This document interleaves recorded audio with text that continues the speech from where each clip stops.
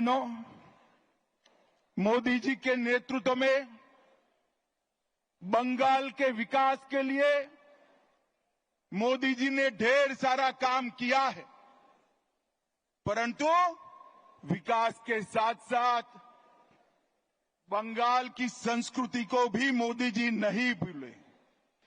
सालों से बंगाल वासियों की मांग थी कि हम बंगाल को क्लासिकल लैंग्वेज का स्टेटस दें।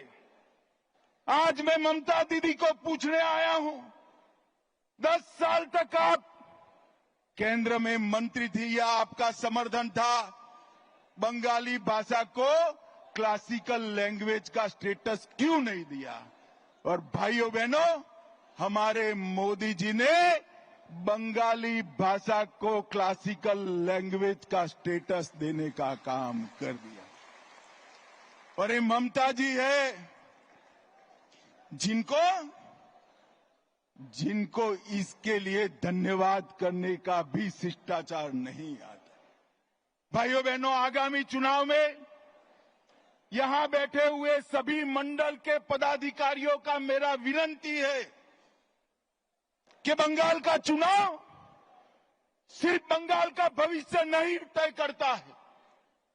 बंगाल का चुनाव देश की सुरक्षा के साथ जुड़ा हुआ चुनाव, क्योंकि ममता बनर्जी ने हमारे देश की सीमाओं को बांग्लादेशियों के लिए खुला कर दिया है। इनके आशीर्वाद से घुसपैठ हो रही है। मुझे बताओ मित्रों, घुसपैठ रोकनी चाहिए या नहीं रोकनी चाहिए? जोर से बोलो, रोकनी चाहिए या नहीं रोकनी चाहिए? क्या दीदी रोक सकती है? जोर से बोलो, रोक सकती है? ये भाईपो रोक सकते हैं क्या? घुसपैठ केवल और केवल कमल फूल की सरकार रोक सकती है। तृणमूल के सांसद मुझे संसद में पूछ रहे थे कि बीएसएफ क्या कर रही है?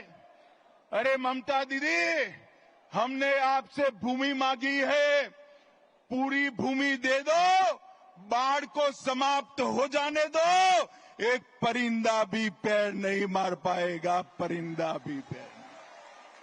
आप जानबूझकर बॉर्डर पर भूमि नहीं देते हो क्योंकि घुसपैठ चलती रहे, आपकी वोट बैंक बढ़ती रहे और आपके बाद आपका भतीजा भी मुख्यमंत्री बनता रहे। भाइयों बहनों, ये होने वाला नहीं। ममता दीदी को मैं भारतीय जनता पार्टी का ग्राफ बताने आया हूं। 17 के चुनाव के बाद हमने तैयारी की, 19 की लोकसभा में हमें सफलता मिली, 21 की विधानसभा में 77 सीटें मिली और 24 की लोकसभा में 97 सीटों पर भारतीय जनता पार्टी का लीड रहा, 97 विधानसभा सीटों पर और 143 सीटों पर 40% से ज्यादा मेरे कार्यकर्ताओं के परिश्रम के कारण वोट मिले हैं। मैं आज ये नरेंद्र मोदी की सेना जो मेरे सामने बैठी है, भारतीय जनता पार्टी का कार्यकर्ता बैठा है, उसको मैं बताने आया हूं कि थोड़ा फासला बाकी है। आप 40% तो क्रॉस कर गए हो, 4-5% आगे बढ़ना है, 4-5। और अगले चुनाव में हमारी सरकार बनने जा रही।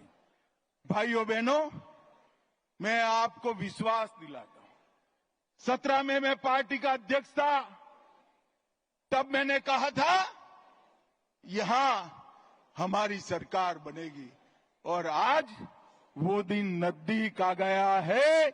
26 तक दिन रात एक कर हरेक बंगाल के मतदाता के पास जाइए और नरेंद्र मोदी का और भारतीय जनता पार्टी का संदेश लेकर जाइए।